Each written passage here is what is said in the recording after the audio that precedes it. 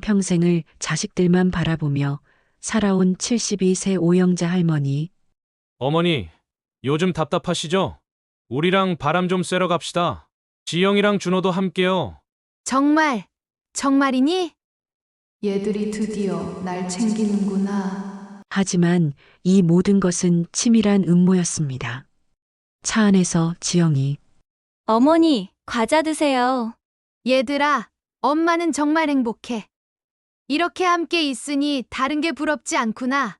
폭우가 쏟아지는 산속 다리에 도착했을 때 어머니, 여기서 사진 한 장 찍을까요? 어머니, 다리 가운데서 혼자 포즈 취해보세요. 배경이 예쁘게 나올 것 같아요. 그래, 오랜만에 자식들과 함께 찍는 사진이구나.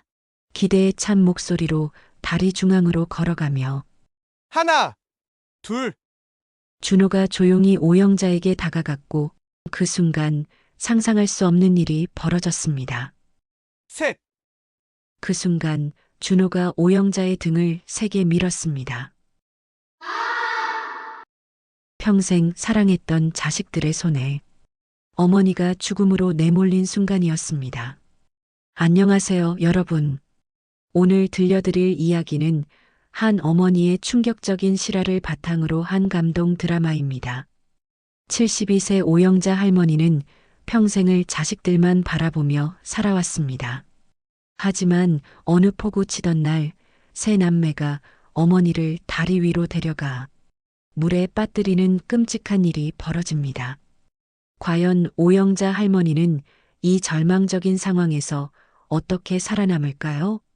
그리고 배신한 자식들에게 어떤 응징이 기다리고 있을까요? 자식과 부모의 관계, 그리고 진정한 사랑의 의미를 되돌아보게 하는 이야기입니다. 마음 편히 앉으셔서 끝까지 함께 해주세요. 혹시 이야기가 마음에 드신다면 구독과 좋아요로 응원해 주시고 댓글로 여러분의 소중한 의견도 남겨주시기 바랍니다. 그럼 이제 시작하겠습니다. 새벽 5시 반, 시골 마을의 고요함을 깨우는 것은 오영자의 발걸음이었습니다.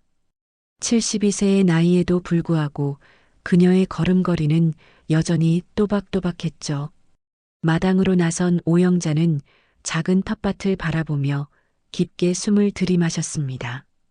이른 아침 공기는 차가웠지만 그녀의 마음은 오히려 따뜻했습니다. 오늘도 고마운 하루가 시작되는구나. 오영자는 혼잣말을 중얼거리며 호미를 들었습니다. 평생을 교편을 잡고 살아온 그녀의 손은 이제 흙을 만지는 일에 더 익숙해져 있었죠. 상추며 배추, 물을 심어놓은 작은 텃밭이지만 오영자에게는 세상 그 무엇보다 소중한 공간이었습니다. 손수 기른 채소들을 바라보는 그녀의 눈빛에는 자식을 바라보는 어머니의 따스함이 깃들어 있었습니다. 내가 이래야 덜 미안하지. 자식들한테 짐이 되면 안 돼. 오영자는 상추잎에 맺힌 이슬을 털어내며 스스로를 다독였습니다.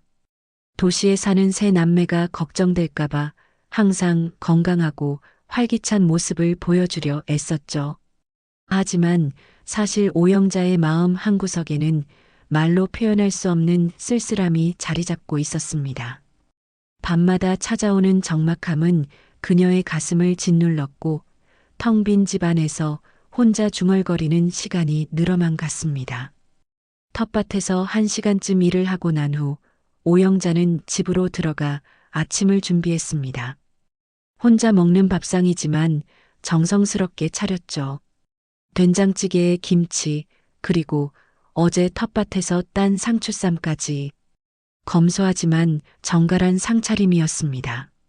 식사를 하며 오영자는 벽에 걸린 가족 사진을 바라봤습니다. 세 자녀가 어렸을 적 찍은 사진이었죠. 그때만 해도 아이들은 어머니 품에서 천진하게 웃고 있었습니다. 참 예쁘게 컸는데.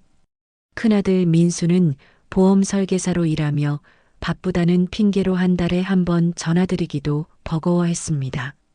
통화를 해도 어머니, 몸 괜찮으시죠? 병원비 나갈 일 없고요? 그 같은 경제적 부담을 걱정하는 말들 뿐이었죠. 둘째 딸 지영이는 부동산 중개업을 하며 돈벌이에만 신경 쓰느라 어머니 생각은 뒷전이었습니다. 전화를 걸면 항상 어머니, 저 고객이랑 약속 있어서요. 나중에 다시 전화드릴게요 하고는 며칠씩 잠잠했죠. 막내 아들 준호는 더욱 마음을 아프게 했습니다. 자영업을 하다가 빚까지 지게 되어 오영자에게 손을 벌리기 일쑤였거든요. 어머니, 이번 달만 좀 도와주세요. 꼭 갚을게요 하며 울상을 지었지만 한 번도 제대로 갚은 적이 없었습니다. 오영자는 그런 준호가 안쓰러워 남은 적금을 털어 도와주곤 했습니다. 괜찮다, 괜찮아. 애들도 다 힘든 세상에 살고 있으니까.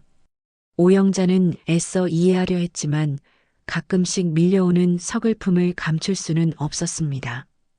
특히 밤이 되면 텅 빈 집안에서 혼자 저녁을 드시며 눈물이 핑 돌기도 했죠. 평생 자식들만 바라보고 살아온 그녀에게 이런 외로움은 견디기 힘든 시련이었습니다. 아침 식사를 마치고 오영자는 텃밭에서 딴 채소들을 바구니에 담았습니다. 이웃 할머니들께 나누어 드리기 위해서였죠. 마을 사람들은 모두 오영자를 선생님이라 부르며 존경했습니다. 젊은 시절 이 마을 아이들을 가르쳤던 그녀를 모르는 사람이 없었거든요. 지금도 길에서 마주치면 허리를 굽혀 인사하는 제자들이 많았습니다. 선생님, 오늘도 일찍 나오셨네요. 지나가던 김할머니가 인사를 건넸습니다. 오영자는 환한 미소를 지으며 손을 흔들었죠. 김할머니, 안녕하세요. 이거 좀 가져가세요. 오영자는 바구니에서 싱싱한 상추 한 포기를 꺼내 김할머니께 건넸습니다. 김할머니는 고개를 저으며 사양했지만 오영자는 억지로 바구니에 넣어드렸죠. 아이고, 선생님. 맨날 이러시면 어떡해요. 모료 혼자 다 못 먹는데 이웃끼리 나누어 먹어야죠. 이런 소소한 나눔이 오영자에게는 큰 기쁨이었습니다. 자식들에게는 짐이 될지언정 이웃들에게만큼은 도움이 되는 사람으로 살고 싶었거든요. 하지만 마음 한구석에서는 내 자식들도 이웃처럼 날 반겨주면 얼마나 좋을까 하는 아쉬움이 스멀스멀 올라왔습니다. 오후가 되자 오영자는 마을회관 앞 평상에 앉아 다른 할머니들과 담소를 나눴습니다. 이곳은 마을 어르신들의 사랑방 같은 곳이었죠. 영자야, 너희 큰아들 요즘 어떻게 지내냐? 박 할머니의 질문에 오영자는 억지로 미소를 지었습니다. 잘 지내죠 뭐. 바쁘긴 해도. 그래도 아들이 있으니 든든하겠다. 우리는 애초에 자식복이 없어서. 다른 할머니들의 부러워하는 시선을 받으며 오영자는 복잡한 마음이 들었습니다. 겉으로는 자랑스러운 자식들이 있는 것처럼 보이지만 실상은 그렇지 않다는 걸 누구보다 잘 알고 있었거든요. 하지만 그런 속마음을 드러낼 수는 없었습니다. 자식 자랑이 전부인 동네 어르신들 앞에서 자신의 서러움을 털어놓는다는 건 자존심이 허락하지 않았죠. 저녁 시간이 다가오자 오영자는 집으로 돌아왔습니다. 오늘도 어김없이 혼자 저녁을 차렸죠. 텔레비전에서 나오는 드라마를 보며 식사를 했지만 화면 속 화목한 가족의 모습이 오히려 그녀를 더욱 쓸쓸하게 만들었습니다. 저런 가족이 되고 싶었는데 드라마 속에서는 할머니를 모시고 온 가족이 둘러앉아 정겹게 식사를 하고 있었습니다. 손자들이 할머니께 음식을 권하고 며느리들이 안부를 묻는 모습을 보며 오영자는 깊은 한숨을 내쉬었죠. 밤이 되자 오영자는 침대에 누워 천장을 바라봤습니다. 고요한 시골밤, 벌레 우는 소리만이 정막을 깨뜨리고 있었죠. 그녀의 머릿속에는 자식들의 어린 시절이 주마등처럼 스쳐 지나갔습니다. 민수가 처음 학교에 들어가던 날, 지영이가 아파서 밤새 간병하던 날, 준호가 걸음마를 떼던 순간까지 모든 기억이 생생했습니다. 그때는 정말 행복했는데 내가 뭘 잘못했을까? 오영자는 자꾸만 자책하게 되었습니다. 혹시 자신이 자식들을 제대로 가르치지 못했던 건 아닐까? 너무 응석바지로 키운 건 아닐까 하는 생각들이 밤새도록 그녀를 괴롭혔습니다. 하지만 그런 와중에도 오영자는 자식들에 대한 사랑만큼은 포기할 수 없었습니다. 그로부터 며칠 후 평소와 다른 일이 벌어졌습니다. 오영자가 텃밭에서 일하고 있을 때 큰아들 민수에게서 전화가 걸려온 것이었죠. 그것도 일주일 만에 두 번째 전화였습니다. 어머니, 민수입니다. 어머, 민수야. 무슨 일이니? 이렇게 자주 전화하다니. 오영자의 목소리에는 놀라움과 함께 기쁨이 섞여 있었습니다. 민수의 목소리도 평소보다 따뜻하게 들렸죠. 어머니, 요즘 답답하시죠? 우리랑 바람 좀 쐬러 갑시다. 지영이랑 준호도 함께요. 순간 오영자는 말문이 막혔습니다. 세 남매가 함께 어머니를 모시고 나들이를 하자고 하다니 꿈에서나 있을 법한 일이었거든요. 눈시울이 뜨거워지며 감격스러운 마음이 밀려왔습니다. 정말이니? 네, 어머니. 우리가 너무 소홀했죠. 이번 주말에 경치 좋은 곳으로 드라이브나 갈까 해서요. 오영자는 전화기를 꼭 쥐고 한참을 그 자리에 서 있었습니다. 얘들이 드디어 날 챙기는구나 하는 생각에 가슴이 벅차올랐죠. 평생 자식들만 바라보고 살아온 그녀에게 이런 제안은 기적 같은 일이었습니다. 고맙다, 정말 고마워. 엄마가 뭘 준비하면 될까? 아무것도 준비하지 마세요. 저희가 다 알아서 할게요. 전화를 끊고 난 후 오영자는 거울 앞에 서서 자신의 모습을 살폈습니다.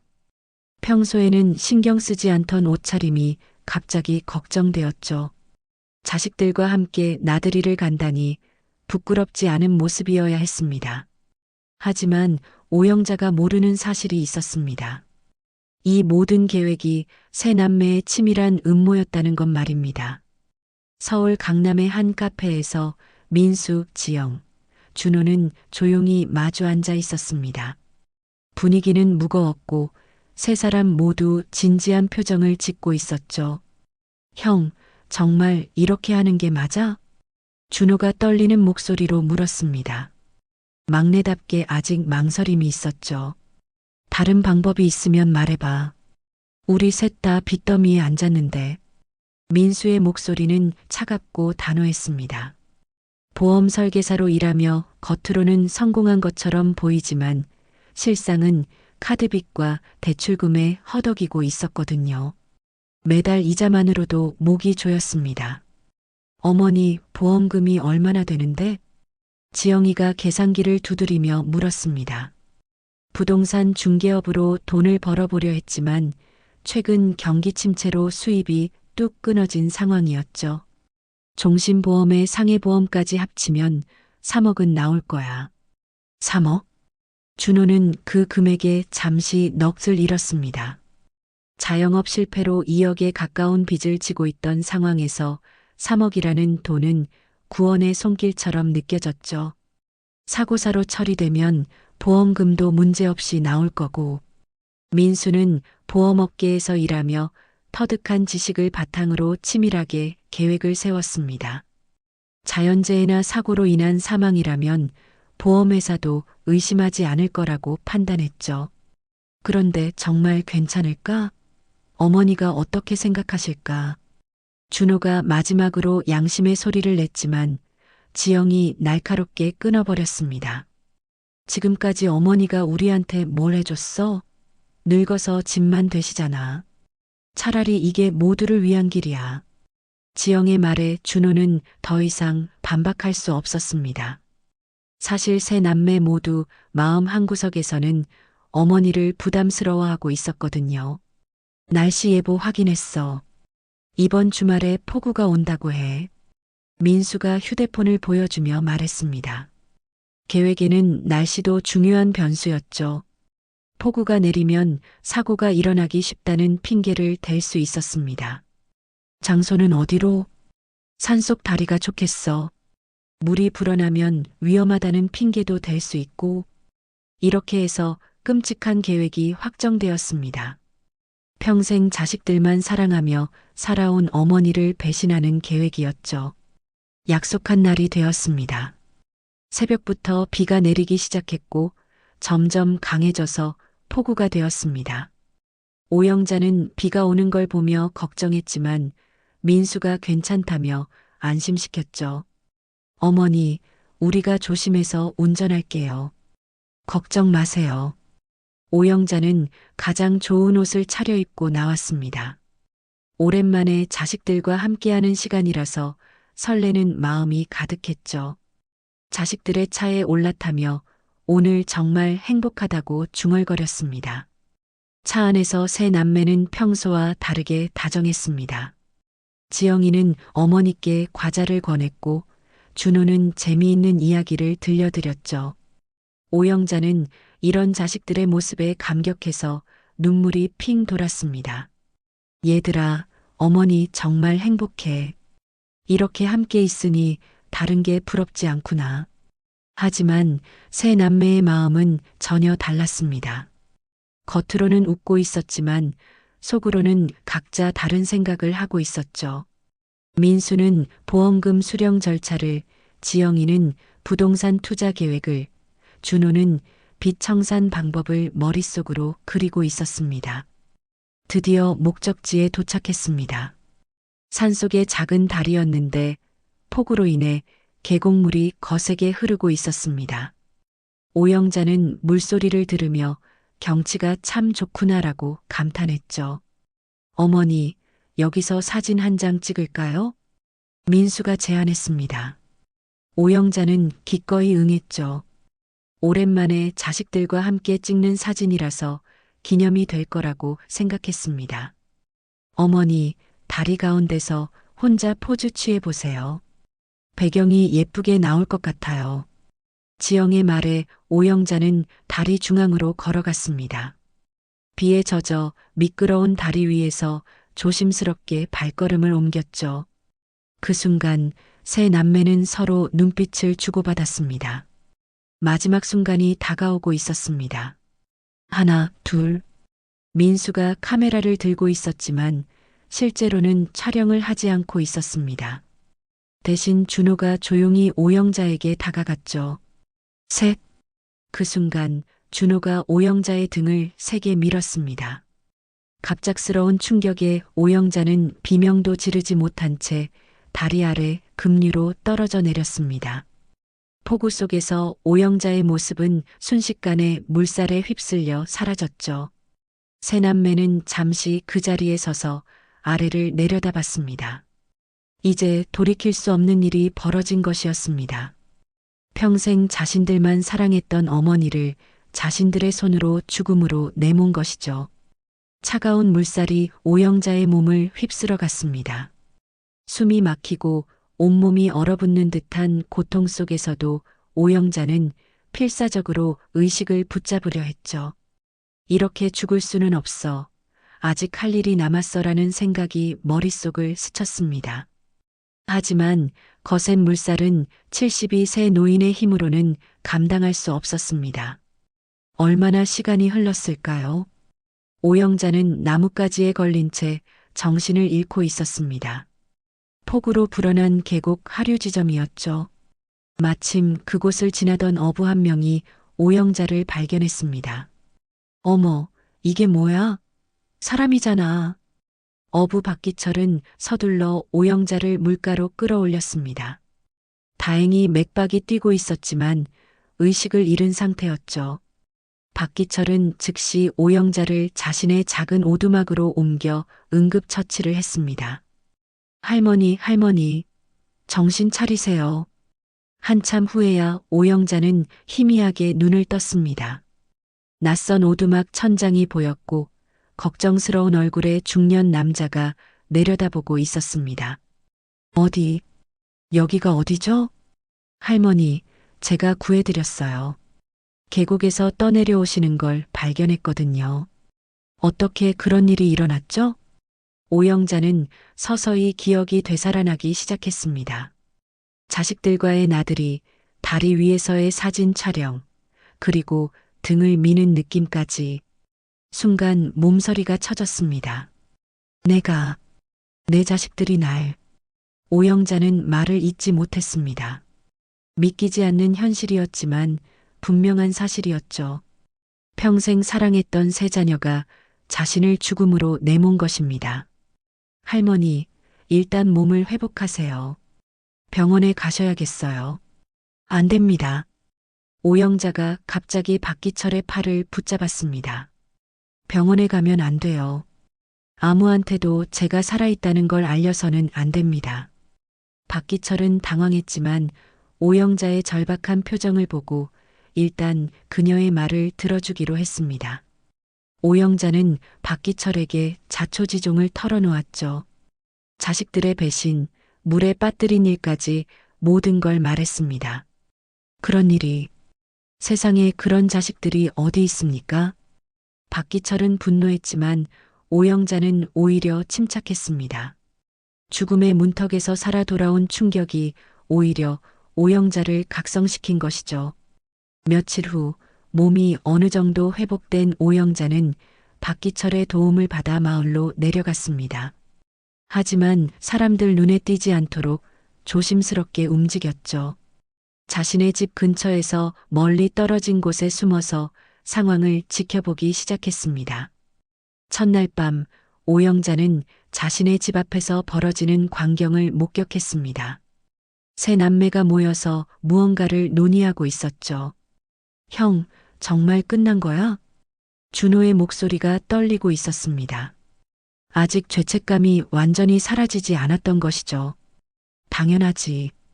그 물살에 빠져서 살 수 있겠어? 이제 우리 마음대로 할 수 있어. 민수의 목소리는 차갑고 단호했습니다. 어머니의 죽음을 확신하고 있었죠. 그럼 이제 보험금 청구하고 집도 정리해야지. 지영이가 계산적으로 말했습니다.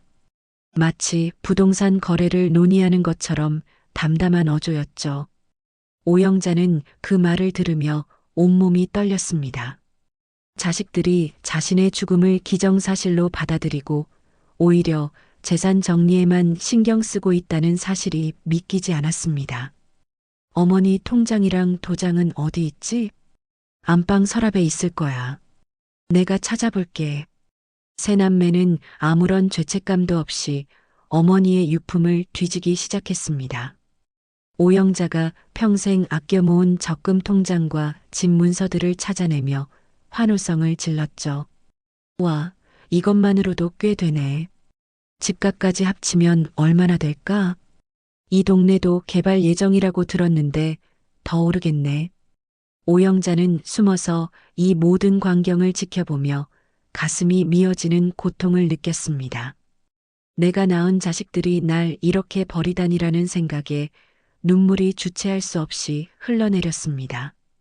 그날 밤 오영자는 박기철의 오두막으로 돌아가 밤새 울었습니다. 평생을 바쳐 키운 자식들에게 배신당한 충격, 그리고 자신의 목숨을 빼앗으려 했다는 사실이 여전히 받아들여지지 않았죠. 할머니, 경찰에 신고하는 게 어떨까요? 박기철이 조심스럽게 제안했지만 오영자는 고개를 저었습니다. 아직은 안 됩니다. 확실한 증거가 필요해요. 사실 오영자의 마음속에는 다른 계획이 생기고 있었습니다. 단순히 경찰에 신고하는 것만으로는 성에 차지 않았죠. 자식들이 저지른 일의 대가를 똑똑히 치르게 하고 싶었습니다. 다음 날 오영자는 다시 마을로 나가 자식들의 행동을 관찰했습니다. 민수는 보험회사에 연락해서 사망신고 절차를 알아보고 있었고, 지영이는 집 매매를 위해 부동산 중개업체와 상담하고 있었습니다. 준호는 어머니 명의의 적금을 해지하려고 은행을 돌아다니고 있었죠. 이제 어머니 걱정 없이 살 수 있겠네. 지영이의 말을 들은 순간 오영자의 마음속에서 무언가가 완전히 변했습니다. 더 이상 희생하는 어머니가 아니라 복수하는 어머니가 되어야겠다고 다짐했습니다. 좋다. 내 놈들이 어머니를 이렇게 버렸으니 이제 내가 직접 지옥을 보여주마. 오영자의 눈빛이 차가워졌습니다. 72세의 나이에도 불구하고 오랜 교직 생활로 다져진 강인함이 되살아나기 시작했죠. 자식들은 어머니를 죽였다고 생각하겠지만 실제로는 더 무서운 존재를 깨운 셈이었습니다. 그날 저녁 오영자는 박기철에게 부탁했습니다. 기철 씨, 제가 죽은 사람처럼 살아야 합니다. 도와주시겠어요? 물론이죠, 할머니. 제가 할 수 있는 건 뭐든지 도와드릴게요. 박기철은 오영자의 각오를 보고 마음을 굳혔습니다. 이 선량한 할머니가 받은 상처를 생각하니 가만히 있을 수 없었죠. 오영자는 그날 밤부터 치밀한 계획을 세우기 시작했습니다. 자식들의 일거수일투족을 파악하고 약점을 찾아내며 언젠가는 정의의 심판을 내릴 날을 준비하기 시작한 것입니다. 물에서 건져 올려진 것은 단순한 노인이 아니라 복수의 화신이 된 어머니였습니다. 오영자가 복수 계획을 세우고 있던 며칠 후 뜻밖의 도움의 손길이 나타났습니다. 마을 시장에서 장을 보던 중 익숙한 목소리가 들려온 것이었죠.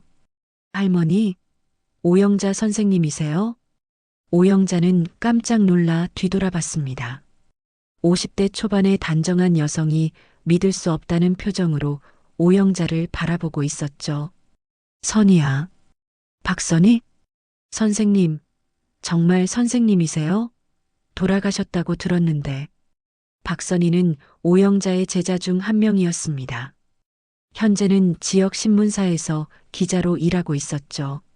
마침 고향에 내려와 있다가 우연히 오영자를 만난 것이었습니다. 선희야, 조용히 해. 사람들이 들어. 오영자는 재빨리 박선희를 한적한 곳으로 데려갔습니다. 박선희는 여전히 혼란스러운 표정이었죠.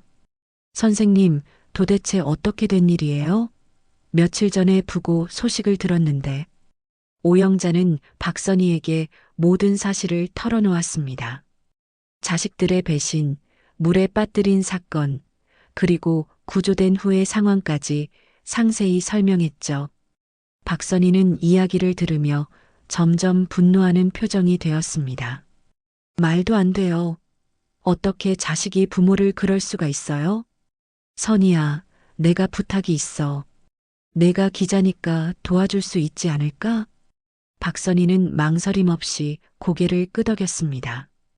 어린 시절 자신을 따뜻하게 가르쳐 주신 은사님이 이런 일을 당했다니 가만히 있을 수 없었죠. 선생님, 제가 도와드릴게요. 무엇부터 시작하면 될까요? 오영자의 눈빛이 날카로워졌습니다. 이제 혼자가 아니었습니다. 믿을 만한 동지가 생긴 것이죠.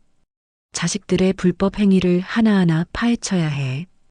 분명 뭔가 숨기고 있는 게 있을 거야. 박선희는 기자로서의 경험을 살려 조사를 시작했습니다. 먼저 민수의 보험 관련 업무부터 들여다봤죠. 보험 설계사로 일하는 민수의 고객 관리 방식과 보험금 청구 패턴을 분석하기 시작했습니다. 며칠간의 조사 끝에 박선희는 놀라운 사실을 발견했습니다. 선생님, 큰아드님이 보험 사기와 관련된 의혹이 있어요. 최근 몇 년간 고객들의 보험금 청구 과정에서 수수료를 부당하게 받은 정황이 보입니다. 오영자는 충격을 받았습니다. 자식을 죽음으로 내몬 것도 모자라 다른 사람들까지 속이고 있었다는 사실이 믿기지 않았죠. 증거가 확실한가? 네, 몇몇 피해자들과 통화해봤는데 증언할 의사가 있다고 해요. 이어서 박선희는 지영이의 부동산 중개업도 조사했습니다.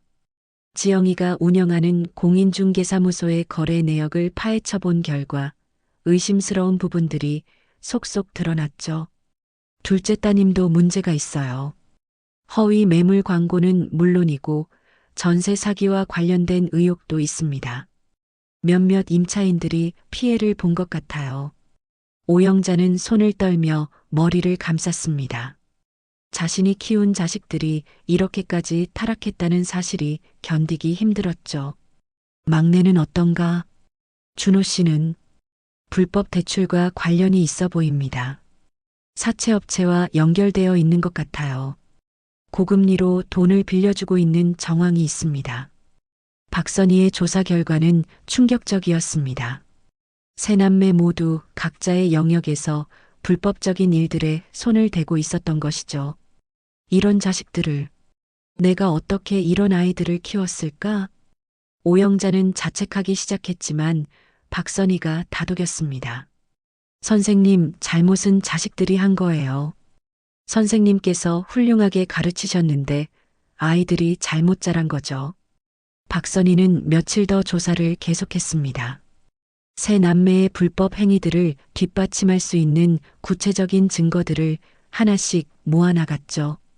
피해자들과의 인터뷰, 관련 서류 수집, 금융거래 내역 추적까지 체계적으로 진행했습니다. 선생님, 이 정도면 충분한 증거가 모였어요. 언제든 공개할 수 있습니다. 하지만 오영자는 아직 때가 아니라고 생각했습니다. 더 확실한 승부수를 두고 싶었죠. 조금 더 기다려보자. 자식들이 어떤 행동을 보이는지 지켜봐야 해. 그러던 어느 날 위험한 일이 벌어졌습니다. 지영이가 어머니의 옛집을 정리하러 왔다가 뭔가 이상한 점을 발견한 것이었죠. 이게 뭐지?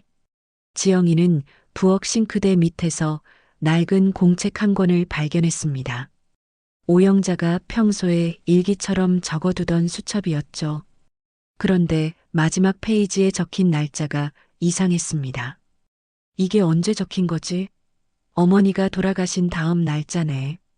지영이는 의심스러운 마음에 집안을 더 자세히 살펴봤습니다. 그러다가 현관 앞 화분에서 발자국을 발견했죠. 비교적 최근에 생긴 것 같은 발자국이었습니다. 설마 그럴 리는 없겠지? 지영이는 불안해하기 시작했습니다. 어머니가 정말 죽었는지 확신이 서지 않았거든요. 급히 민수와 준호에게 연락을 취했습니다. 오빠, 큰일이야. 어머니가 살아있을지도 몰라. 뭔 소리야? 우리가 직접 봤잖아. 아니야, 집에 이상한 흔적들이 있어. 최근에 누군가 다녀간 것 같아. 민수와 준호도 불안해하기 시작했습니다. 만약 어머니가 정말 살아있다면 모든 계획이 물거품이 될 뿐만 아니라 자신들이 위험에 처할 수도 있었거든요. 그날 밤 세 남매는 다시 모였습니다. 분위기는 처음보다 훨씬 심각했죠. 정말 살아있다면 어떻게 하지? 준호가 떨리는 목소리로 물었습니다. 일단 확실히 해야 해. 정말 살아있는지 확인하고 만약 그렇다면 민수의 목소리는 점점 차가워졌습니다. 이미 한 번 어머니를 해치려 했던 그들에게는 더 이상 돌아갈 길이 없었습니다. 한편 오영자와 박선희는 이런 상황을 전혀 모른 채 증거 수집에 여념이 없었습니다. 하지만 곧 위험이 다가오고 있다는 사실을 알게 될 것이었죠. 세 남매의 의심이 현실로 바뀌면서 오영자의 생명이 다시 한번 위험에 처하게 될 상황이 눈앞에 다가오고 있었습니다. 지영이의 의심은 점점 확신으로 바뀌어 갔습니다. 며칠 동안 어머니의 집 주변을 맴돌며 더 많은 단서들을 찾아냈거든요. 마당의 텃밭에 새로운 발자국이 있었고 우편함에 쌓인 광고지들이 누군가에 의해 정리된 흔적도 발견했습니다. 이상해, 분명 이상한 일이 일어나고 있어. 지영이는 민수와 준호를 다시 불러 모았습니다. 이번에는 단순한 의심이 아니라 구체적인 증거들을 가지고 있었죠. 오빠, 준호야, 내 말 들어봐. 어머니가 정말 살아있을지도 몰라. 그럴 리 없어. 우리가 직접 봤잖아. 그 물살에 빠져서 살 수 있겠어? 민수는 격하게 반박했지만 목소리 어딘가에 불안감이 섞여 있었습니다. 사실 며칠 전부터 밤잠을 제대로 이루지 못하고 있었거든요. 그럼 이걸 어떻게 설명할 거야? 지영이는 어머니 집에서 가져온 증거들을 보여줬습니다. 최근에 적힌 듯한 메모, 새로운 발자국, 정리된 우편물들까지. 준호는 그 증거들을 보더니 얼굴이 창백해졌습니다. 며칠 전부터 이상한 꿈을 꾸고 있었는데 그 꿈이 현실일지도 모른다는 생각이 들었거든요. 그날 꿈에 어머니가 나타나서 날 원망하더라. 준호가 떨리는 목소리로 중얼거렸습니다. 뭔 소리야, 꿈이잖아. 아니야, 너무 생생했어. 어머니가 나를 보면서 너희들이 날 어떻게 할 수 있다고 생각하니? 하면서 울고 있었어. 준호는 술을 마시지 않고는 잠들 수 없는 상황이 되었습니다. 죄책감과 불안감이 그를 괴롭혔죠. 매일 밤 어머니의 모습이 꿈에 나타나 그를 책망했습니다. 준호야, 정신 차려. 그냥 내가 죄책감 때문에 그런 거야. 민수가 준호를 다그쳤지만 사실 민수 자신도 최근 들어 이상한 일들을 경험하고 있었습니다. 보험회사에서 어머니의 사망보험금을 처리하려고 하는데 자꾸 서류에서 실수가 생겼고 밤에 혼자 있을 때면 어머니의 목소리가 들리는 것 같았습니다. 지영이만큼은 아직 냉정함을 유지하고 있었습니다. 부동산업으로 단련된 차가운 계산력이 감정을 억누르고 있었죠. 일단 확실히 해보자. 정말 살아있는지 확인하고. 어떻게? 마을 사람들한테 물어보는 거야. 최근에 어머니를 본 사람이 있는지. 세 남매는 나눠서 마을을 돌아다니며 은밀히 조사를 시작했습니다. 하지만 마을 사람들은 오영자의 죽음을 기정사실로 알고 있었고 최근에 본 사람은 아무도 없다고 했죠. 이상하네. 분명 흔적은 있는데. 그러던 중 지영이가 마을 구멍가게 할머니로부터 의미심장한 말을 들었습니다. 요즘 이상한 일이 있었어. 며칠 전에 영자 선생님이랑 똑 닮은 사람을 봤거든. 그런데 그럴 리 없잖아. 돌아가셨는데. 어디서 봤다고 하셨어요? 시장 쪽에서. 그런데 금방 사라져버렸어. 귀신이라도 본 줄 알았지. 지영이는 소름이 돋았습니다. 어머니가 정말 살아있다는 확신이 들기 시작했죠. 한편 오영자는 박선희와 함께 박기철의 오두막에서 계속 증거 수집 작업을 하고 있었습니다. 하지만 며칠 전부터 이상한 낌새를 느끼고 있었죠. 선희야, 요즘 마을에 낯선 사람들이 돌아다니는 것 같아. 그래요? 누구요? 내 자식들 같아. 뭔가 찾고 있는 것 같던데. 박선희는 걱정스러운 표정을 지었습니다. 혹시 오영자의 정체가 발각된 건 아닌지 불안했거든요.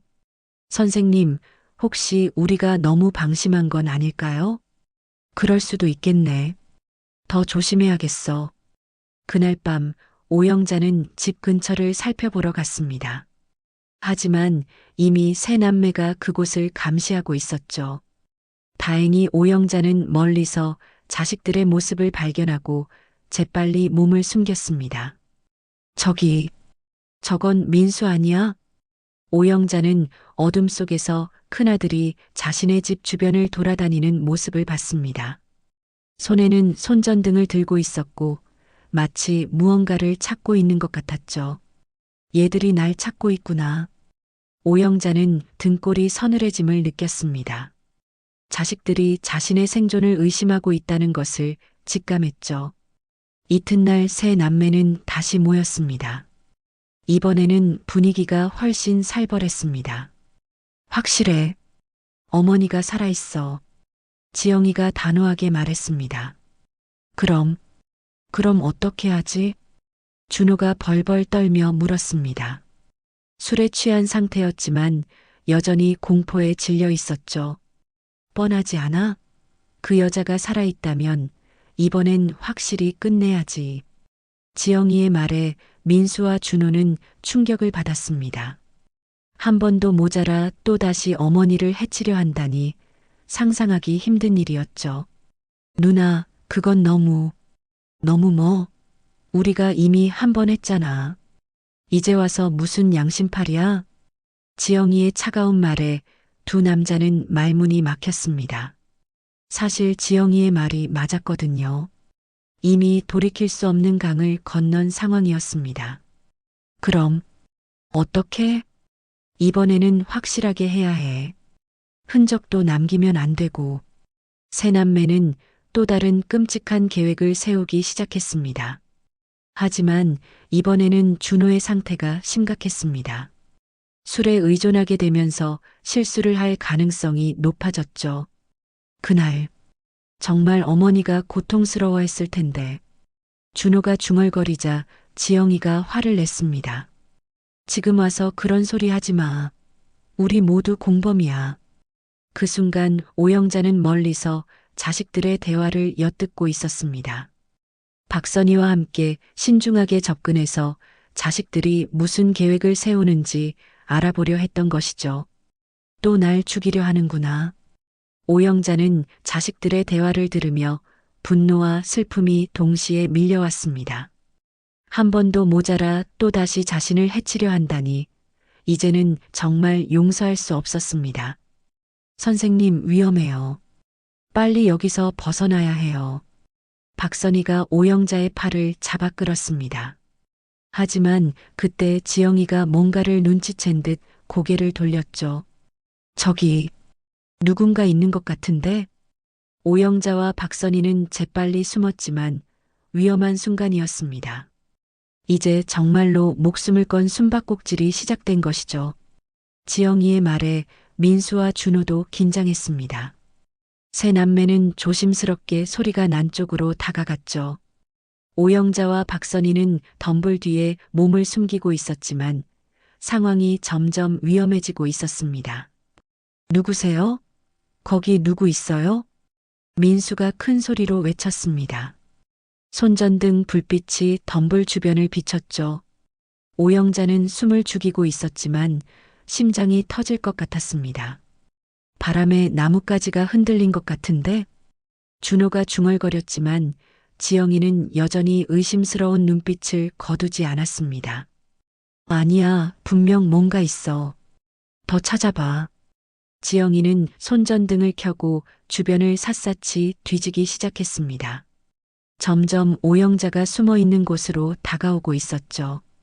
그때 박선희가 기지를 발휘했습니다. 반대편에서 일부러 큰 소리를 냈던 것입니다. 나뭇가지를 밟는 소리와 함께 덤불이 흔들렸죠. 저쪽이야. 세 남매의 시선이 그쪽으로 쏠렸고 그 틈에 오영자와 박선희는 조용히 그 자리를 벗어날 수 있었습니다. 아무것도 없네. 그냥 야생동물이었나 봐. 민수가 실망스럽게 말했지만 지영이는 여전히 찜찜한 표정이었습니다.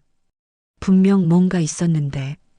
오영자와 박선희는 한참을 달려서 안전한 곳에 도착했습니다. 두 사람 모두 숨이 가빴고 식은땀을 흘리고 있었죠. 선생님, 정말 위험했어요. 거의 들킬 뻔했잖아요. 그러게 말이야. 이제 정말 조심해야겠어. 하지만 오영자의 표정은 오히려 단단해졌습니다. 자식들이 또다시 자신을 죽이려 한다는 사실을 직접 확인했으니 더 이상 망설일 이유가 없었죠. 선희야, 이제 그만두자. 네, 무슨 말씀이세요? 더 이상 숨어서 지켜보는 건 의미가 없어. 이제 직접 나서야 할 때야. 박선희는 오영자의 결연한 표정을 보며 걱정이 앞섰습니다. 선생님, 너무 위험해요. 자칫하면 죽을 수도 있다고? 이미 한 번 죽을 뻔했잖아. 그런데도 살아났어. 오영자는 자신을 바라보는 박선희에게 미소를 지어 보였습니다. 하지만 그 미소에는 예전의 따스함이 아니라 차가운 결의가 담겨 있었죠. 그날 밤 오영자는 박기철의 오두막에서 깊은 생각에 잠겼습니다. 지난 며칠간의 일들이 주마등처럼 스쳐 지나갔죠. 자식들에게 배신당한 충격, 죽음의 문턱에서 살아난 기적, 그리고 또다시 자신을 해치려는 자식들의 모습까지. 내가 이 아이들을 너무 버릇없이 키운 게 아닐까? 오영자는 자책하기 시작했습니다. 혹시 자신의 사랑이 잘못된 방식이었던 건 아닐까? 너무 응석바지로 키워서 이런 괴물들을 만든 건 아닐까 하는 생각이 들었거든요. 평생 저 아이들만 바라보고 살았는데 나의 사랑이 이들을 이렇게 만든 건 아닐까? 눈물이 주룩주룩 흘러내렸습니다. 자식들에 대한 실망과 자책감이 한꺼번에 밀려왔죠. 하지만 동시에 분노도 끌어올랐습니다. 아무리 자신이 잘못 키웠다 해도 부모를 죽음으로 내모는 일은 용서받을 수 없는 일이었으니까요. 다음 날 아침 박선희가 오두막을 찾아왔습니다. 선생님 괜찮으세요? 어젯밤에 많이 우셨던 것 같은데. 선희야, 내가 정말 잘못 생각했나 봐. 무슨 말씀이세요? 내가 너무 약했어. 자식들한테 당하기만 하고 있었잖아. 박선희는 오영자의 변화된 모습을 보며 놀랐습니다. 어젯밤까지만 해도 슬퍼하고 자책하던 오영자가 갑자기 강인해 보였거든요. 선생님, 잘못은 자식들이 한 겁니다. 선생님이 훌륭하게 가르치셨는데 아이들이 잘못 자란 거예요. 고마워, 선희야. 내 말이 맞아. 내가 아무리 잘못했다 해도 저 아이들이 한 일은 용서받을 수 없는 일이야. 오영자의 목소리에는 전에 없던 힘이 실려 있었습니다. 더 이상 희생하는 어머니가 아니라 정의를 세우는 어머니가 되기로 결심한 것이죠. 이제 선생님이 정의를 세우셔야 해요. 박선희의 격려에 오영자는 고개를 끄덕였습니다. 그래, 더 이상 숨어 있을 이유가 없어.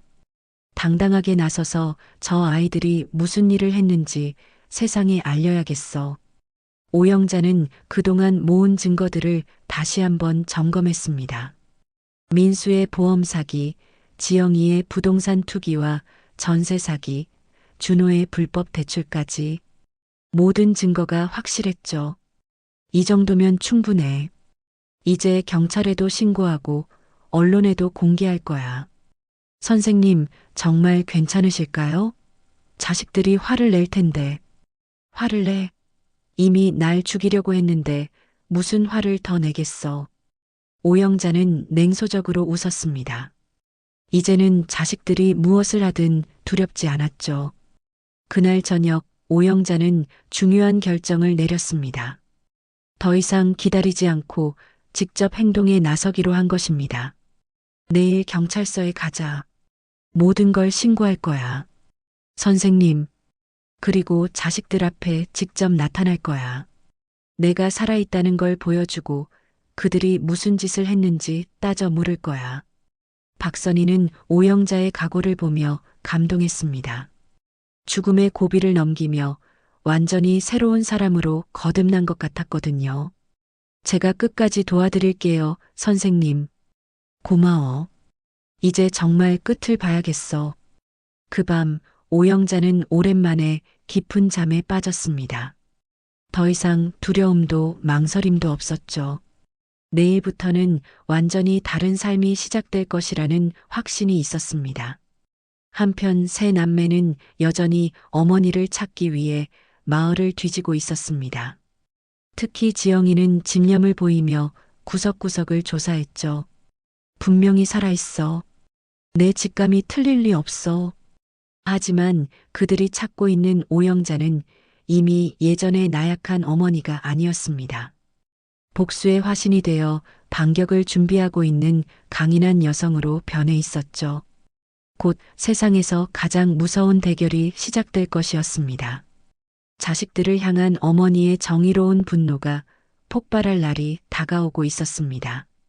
그 다음 날 아침 오영자는 평생 중 가장 중요한 하루를 맞이했습니다. 박선희와 함께 경찰서로 향하는 길, 그녀의 마음은 오히려 평온했죠. 더 이상 두려워할 것도 망설일 것도 없었습니다. 선생님, 정말 괜찮으세요? 응, 이제 정말 괜찮아. 오히려 후련해. 경찰서에 도착한 오영자는 담당 형사에게 모든 상황을 상세히 신고했습니다. 자식들의 살인 미수 사건부터 각종 불법 행위까지 박선희가 수집한 증거들과 함께 제출했죠. 정말 믿기지 않는 일이네요. 자식이 부모를 이렇게. 담당 형사도 충격을 감추지 못했습니다. 하지만 증거들이 명확했고 박기철의 증언까지 더해져 사건의 전모가 분명히 드러났죠.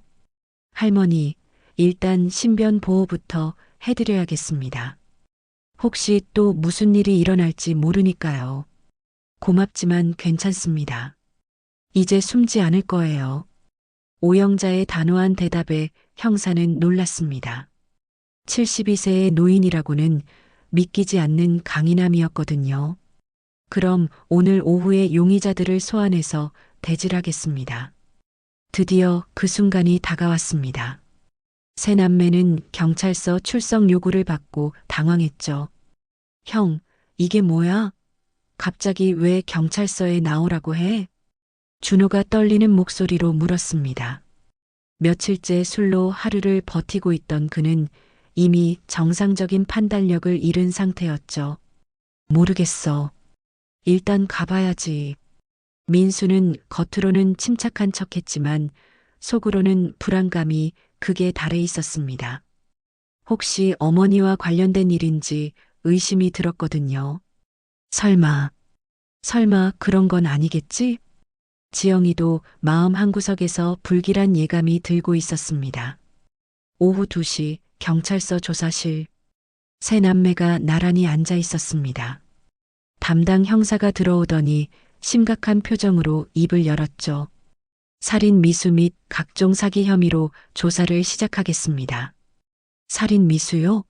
저희가 언제? 민수가 당황해서 말했지만 형사는 차갑게 대답했습니다. 곧 알게 될 겁니다. 피해자가 직접 오시거든요. 그 순간 조사실 문이 열렸습니다. 그리고 세 남매가 절대 볼 수 없다고 생각했던 사람이 걸어 들어왔죠. 오영자였습니다. 말도 안 돼. 저 여자가 왜 살아있어? 지영이가 소스라쳐 뒤로 물러났습니다. 귀신이라도 본 것처럼 얼굴이 창백해졌죠. 이건 꿈이야, 악몽이야. 민수는 눈을 비비며 중얼거렸습니다. 분명히 물에 빠뜨렸는데 어떻게 살아있을 수 있단 말입니까? 준호는 아예 말도 못하고 벌벌 떨기만 했습니다. 매일 밤 꿈에서 봤던 어머니의 모습이 현실이 되어 나타난 것이죠. 오영자는 자식들을 차갑게 내려다봤습니다. 더 이상 그들을 보는 눈빛에 사랑은 없었죠. 오직 정의로운 분노만이 가득했습니다. 너희들이 날 버린 그 다리 위에서 나는 하늘에 기도했다. 오영자의 목소리는 낮고 차가웠습니다. 내 자식들이 제 죗값을 받게 해달라고. 세 남매는 그 말을 듣고 더욱 경악했습니다. 평생 자상하고 따뜻했던 어머니가 이렇게 차가운 모습을 보인다니 믿을 수가 없었죠. 어머니가 정말 살아계셨다니. 민수가 떨리는 목소리로 말하려 했지만 오영자가 손을 들어 막았습니다. 이제 어머니라고 부르지 마. 너희가 어머니를 죽였잖니. 형사가 나서서 본격적인 조사를 시작했습니다. 피해자 오영자 씨의 신고에 따르면 여러분이 지난 주말 고의로 피해자를 물에 빠뜨렸다고 하는데요. 아니에요. 그건 지영이가 변명하려 했지만 박선희가 준비한 증거들이 속속 제시되기 시작했습니다. 민수 씨, 당신이 운영하고 있는 보험 사기건에 대해서도 조사가 필요합니다. 보험 사기라니요? 고객들로부터 수수료를 부당하게 받았고 허위 서류를 작성한 정황이 있습니다. 피해자들이 모두 증언할 용의가 있다고 하네요. 민수는 얼굴이 새하얗게 변했습니다. 자신의 불법 행위가 모두 드러난 것이죠. 지영 씨는 부동산 관련 사기 혐의가 있습니다. 뭐라고요? 전세 사기와 허위 매물 광고, 그리고 투기 목적의 부정 거래까지. 임차인들이 모두 고발장을 제출했습니다. 지영이도 더 이상 반박할 수 없었습니다. 모든 증거가 명확했거든요. 준호 씨, 당신은 불법 대출업과 연관되어 있죠. 저는 그냥 고금리로 돈을 빌려주고 불법적인 채권 회수를 했습니다. 피해자들의 진술서가 여기 있어요. 세 남매의 모든 범죄 행위가 낱낱이 폭로되는 순간이었습니다. 그들이 어머니를 죽음으로 내몬 것은 빙산의 일각에 불과했죠. 이제 와서 무슨 변명을 하겠니? 오영자가 자식들을 바라보며 차갑게 말했습니다.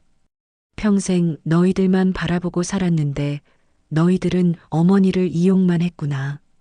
그 순간 준호가 무너져 내렸습니다. 어머니, 죄송해요. 정말 미안해요. 제가 잘못했어요. 하지만 지영이는 끝까지 버텼습니다. 어머니가 우리를 이렇게 함정에 빠뜨리다니. 이건 복수잖아요. 복수? 그래, 복수야. 너희가 먼저 어머니를 배신했으니까. 오영자는 더 이상 흔들리지 않았습니다. 그때 민수가 갑자기 지영이를 향해 소리쳤습니다. 다 지영이가 시킨 일이에요. 처음부터 끝까지 지영이 계획이었어요. 뭐라고? 오빠도 찬성했잖아. 준호야, 너도 말해. 지영이가 우리를 부추긴 거라고. 형제자매가 서로를 배신하며 책임을 떠넘기기 시작했습니다. 평생 함께 자란 남매지만 위기의 순간에는 서로를 팔아넘기는 모습을 보여준 것이죠. 오영자는 그 광경을 보며 마음 한구석이 아팠지만 동시에 확신했습니다. 자신의 선택이 옳았다는 것을 말이죠. 이제 정말 끝이구나. 세 남매는 결국 구속되었고 각각 살인 미수, 보험 사기, 부동산 사기, 불법 대출 등의 혐의로 재판에 넘겨졌습니다. 서로를 배신한 그들에게 남은 것은 차가운 법정뿐이었죠.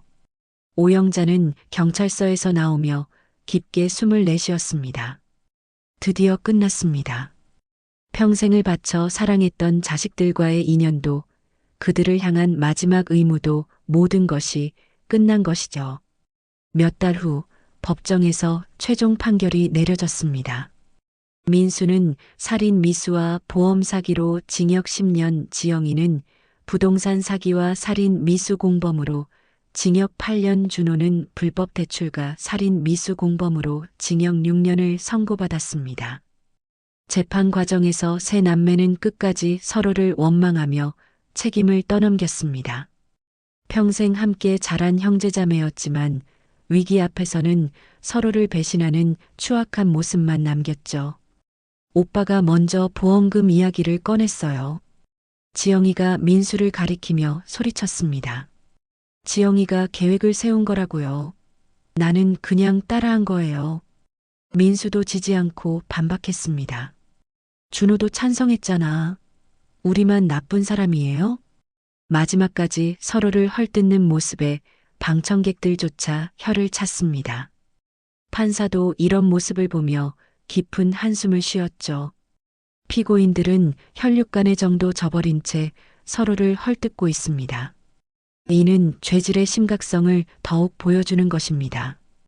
특히 피해자가 자신들을 낳고 기른 친모라는 사실을 생각하면 이보다 더 패륜적인 범죄는 찾기 어려울 것입니다. 오영자는 마지막 판결을 듣기 위해 법정 뒤쪽에 조용히 앉아 있었습니다. 자식들이 수갑을 찬 채 서로를 원망하는 모습을 지켜보며 복잡한 심정이었죠. 분노와 실망, 그리고 어쩔 수 없는 안타까움이 뒤섞여 있었습니다. 어머니, 형량이 선고되고 법정을 나가는 순간 민수가 마지막으로 오영자를 향해 절규했습니다. 어머니, 용서해 주세요. 정말 미안해요. 다시는 이런 일 없을게요. 지영이도 울먹이며 손을 뻗었습니다. 어머니, 저희가 정말 잘못했어요. 한 번만 용서해 주세요. 준호는 이미 정신이 반쯤 나간 상태로 중얼거렸습니다. 어머니, 꿈에서 계속 나타나세요. 용서해 주세요. 하지만 오영자는 끝까지 돌아보지 않았습니다. 이미 그들은 자신의 자식이 아니었으니까요. 냉정하게 앞만 보고 법정을 걸어 나갔습니다. 법정을 나온 오영자를 기다리고 있던 것은 박선희와 박기철, 그리고 몇몇 마을 사람들이었습니다. 선생님, 이제 정말 끝났어요. 박선희가 오영자의 어깨에 손을 얹으며 위로했습니다. 응, 이제 정말 끝났어. 오영자의 목소리는 담담했습니다. 더 이상 분노도 슬픔도 없었죠. 그저 해야 할 일을 마친 사람의 홀가분함만 있을 뿐이었습니다. 할머니, 이제 집으로 돌아가시죠. 박기철이 따뜻하게 말했습니다. 지난 몇 달간 오영자를 도왔던 그는 이제 진짜 가족 같은 존재가 되어 있었죠. 마을로 돌아가는 길, 오영자는 창밖 풍경을 바라보며 생각에 잠겼습니다. 몇 달 전까지만 해도 자식들을 위해서만 살았던 자신이 이제는 완전히 다른 사람이 되어 있었습니다. 마을에 도착하자 주민들이 하나둘 모여들었습니다. 모두 오영자의 사정을 알고 있었거든요. 신문과 뉴스를 통해 충격적인 사건의 전말이 낱낱이 공개되었으니까요. 선생님, 정말 고생 많으셨습니다. 김할머니가 눈물을 글썽이며 오영자의 손을 잡았습니다. 어떻게 자식이 부모를 그럴 수가 있어요? 정말 말이 안 돼요. 선생님이 얼마나 힘드셨을까요? 우리가 몰라서 정말 미안해요. 그런 일을 당하시고도 이렇게 씩씩하게 이겨내시다니 정말 대단하세요. 마을 사람들의 진심 어린 위로와 격려에 오영자는 뭉클했습니다. 자식들에게는 버림받았지만 이웃들의 마음만큼은 진심이었죠. 고마워요, 다들. 여러분 덕분에 이겨낼 수 있었어요. 오영자는 자신의 집으로 향했습니다. 몇 달 동안 비어있던 집이었지만 마을 사람들이 깨끗하게 관리해 놓았더군요. 우리가 번갈아 가면서 청소하고 환기시켜뒀어요. 박 할머니가 미소를 지으며 설명했습니다.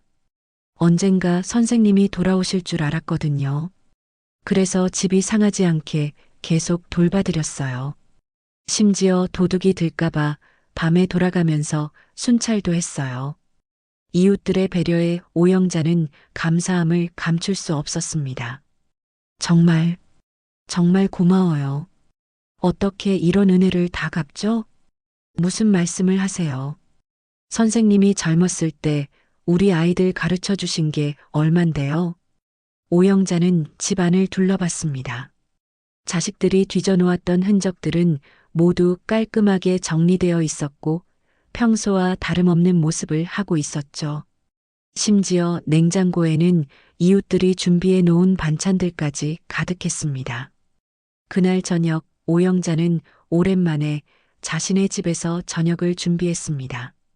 이웃들이 준비해준 반찬들과 함께 간단한 된장찌개를 끓여 차린 소박한 상이었지만 마음은 무척 편안했습니다.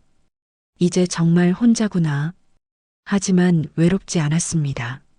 자식들에게 기대어 살던 예전과는 달리 이제는 스스로 서는 법을 배웠으니까요.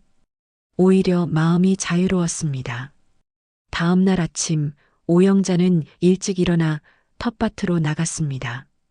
몇 달 동안 방치되어 잡초가 무성했지만 다시 가꿀 의욕이 넘쳤습니다. 호미를 들고 땅을 파며 오영자는 속으로 다짐했습니다. 나는 더 이상 자식에게 기대지 않는다. 상추씨를 뿌리며 중얼거렸습니다. 내 삶은 이제 나를 위해서 살아간다. 해가 중천에 뜨자 박선희가 오영자를 찾아왔습니다. 손에는 생필품들을 가득 들고 있었죠. 선생님 어떠세요? 혼자 계시니까 괜찮으세요? 괜찮아. 오히려 후련해. 마음이 이렇게 편한 건 처음인 것 같아. 오영자의 얼굴에는 진정한 평온함이 깃들어 있었습니다.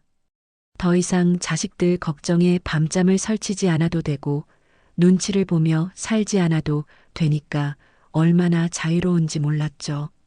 선희야, 정말 고마워. 내가 도와주지 않았다면 이렇게 될 수 없었을 거야. 제가 한 게 뭐가 있어요. 선생님이 용기를 내셨으니까 가능한 일이었어요. 두 사람은 텃밭에서 함께 일하며 앞으로의 계획에 대해 이야기를 나눴습니다. 마을 아이들을 가르치는 일을 다시 시작해 볼까 해. 정말요? 그거 좋은 생각이에요. 응, 내가 할 수 있는 일이잖아. 그리고 이제는 진짜 사랑이 뭔지 알 것 같아. 오영자는 하늘을 올려다봤습니다. 구름 한 점 없는 맑은 하늘이었죠. 사랑한다고 해서 무조건 봐주는 게 사랑이 아니구나. 때로는 엄격하게 가르치고 잘못된 건 잘못됐다고 말하는 것도 진짜 사랑이야. 그 말을 들은 박선희는 깊이 공감하며 고개를 끄덕였습니다. 저녁이 되자 마을 사람들이 하나둘 오영자를 찾아왔습니다. 혼자 있는 게 쓸쓸할까봐 걱정이 된 것이었죠. 선생님, 저희 손자가 내년에 초등학교 들어가는데 미리 공부 좀 가르쳐 주실 수 있을까요? 물론이죠. 얼마든지요. 우리 딸내미도 수학을 너무 어려워하는데 저희 아들도 한글을 잘 못 읽어서요. 오영자의 새로운 삶이 구체적으로 시작되고 있었습니다. 자식들에게 모든 것을 바치던 과거가 아니라 자신의 재능과 경험을 이웃과 나누며 보람을 찾는 새로운 인생이었죠.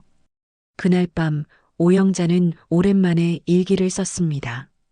오늘부터 진짜 내 인생이 시작되었다. 72년을 살면서 이제야 진짜 자유롭게 사는 기분이다. 자식들은 감옥에 있지만 나는 마음의 감옥에서 벗어났다. 이상하게도 마음이 편하다. 이제 더 이상 누군가에게 기대지 않고 누군가를 위해서만 사는 것이 아니라 나 자신을 위해 그리고 나를 진심으로 아껴주는 사람들을 위해 살 것이다.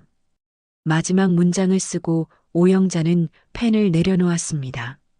그리고 창밖을 바라보며 환하게 미소를 지었죠. 새벽녘 오영자는 다시 텃밭으로 나갔습니다. 이른 아침 공기를 깊이 마시며 호미를 들었죠. 72세의 나이에도 불구하고 그녀의 등은 곱고 눈빛은 살아있었습니다. 한 시대를 지켜낸 어머니의 강인함과 새로운 희망이 아침 햇살에 눈부시게 빛나고 있었습니다. 지금까지 오영자 할머니의 이야기를 함께 해주셔서 감사합니다. 때로는 우리가 사랑한다고 생각하는 것들이 진정한 사랑이 아닐 수 있습니다. 무조건적인 희생과 감싸주기가 오히려 상대방을 잘못된 길로 이끌 수도 있다는 걸 이 이야기는 보여줍니다. 오영자 할머니는 가장 힘든 시련을 통해 진정한 자유와 행복이 무엇인지 깨달았습니다. 72세의 나이에도 새로운 인생을 시작할 수 있다는 희망을 우리에게 전해줍니다. 부모와 자식의 관계, 그리고 가족의 의미에 대해 다시 한번 생각해보는 시간이 되셨기를 바랍니다. 오늘 이야기가 도움이 되셨다면 구독과 좋아요, 그리고 주변 분들에게도 공유해주세요. 댓글로 여러분의 생각도 들려주시면 더욱 감사하겠습니다. 다음에도 더 좋은 이야기로 찾아뵙겠습니다. 오늘 하루도 건강하고 행복하세요. 감사합니다.